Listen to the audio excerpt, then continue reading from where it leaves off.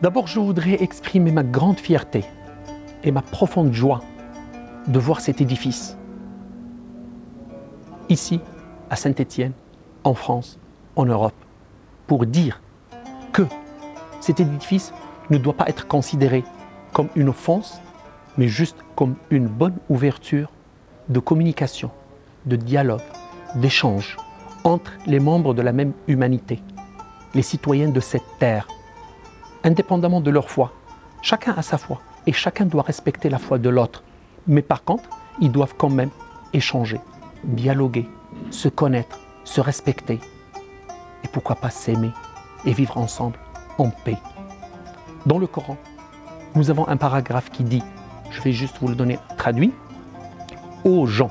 C'est-à-dire le Seigneur s'adresse aux gens, il ne s'adresse pas aux croyants, aux musulmans, aux juifs, aux chrétiens. Non, il s'adresse à l'humanité, aux gens. Nous vous avons fait d'hommes et de femmes, de tribus et de nations, pour vous connaître. Pour vous connaître. Et la connaissance mutuelle, généralement, je dirais même obligatoirement, elle aboutit à l'échange, au dialogue. Un échange et un dialogue sincère, respectueux, obligatoirement, aboutit au respect mutuel.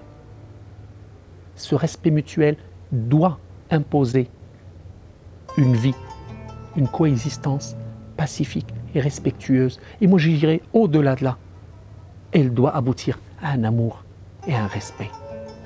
Pourquoi nous affronter? Pourquoi nous haïr alors qu'on peut vivre en paix, dans la sérénité et dans la quiétude et répandre ce sentiment dans toute cette terre? Parce que nous, on ne fait que passer.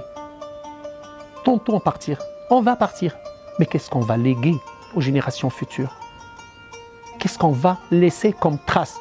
Parce qu'on sera jugé sur les traces qu'on va laisser ici. Et bien si on sème la paix et l'amour, on sera jugé sur cet impact. Mais si on sème la haine, le meurtre, l'affrontement, l'exclusion, eh bien on sera jugé durement sur ça. Vaut mieux qu'on laisse quelque chose de bien aux générations futures. Nous avons des enfants, on aura des petits-enfants et nous sommes responsables de ces enfants et de ces petits-enfants. Léguons-leur, on doit leur léguer une terre meilleure que la nôtre, où il y a la paix, où il y a la sérénité, où il y a la prospérité. Ce centre-là, moi je le considère aujourd'hui comme un élément qui va contribuer à cette connaissance mutuelle et à ce respect.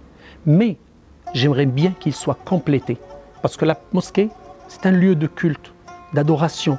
Mais l'adoration et le culte doivent se faire par le savoir, pas par l'ignorance. D'ailleurs, tous les maux aujourd'hui que vit l'humanité sont dus en grande partie à l'ignorance. Un ignorant, on peut en faire tout ce qu'on veut, une bombe à retardement, tout. Mais par contre, quelqu'un d'illuminé, de cultivé, qui connaît, je suis personnellement, profondément convaincu qu'il sera un élément qui va contribuer à cette sérénité, à cette paix, à cette prospérité. J'aimerais bien que ce centre soit complété par un édifice culturel qui englobe un centre culturel, un centre d'échange, de délivrance, de savoir, de connaissance et de lumière. Et la connaissance et le savoir et la lumière sont des principes fondamentaux de l'amour et du respect dont on cherche aujourd'hui les prémices et on aimerait bien que ça arrive rapidement pour essayer de sauver l'humanité qui est aujourd'hui très menacée.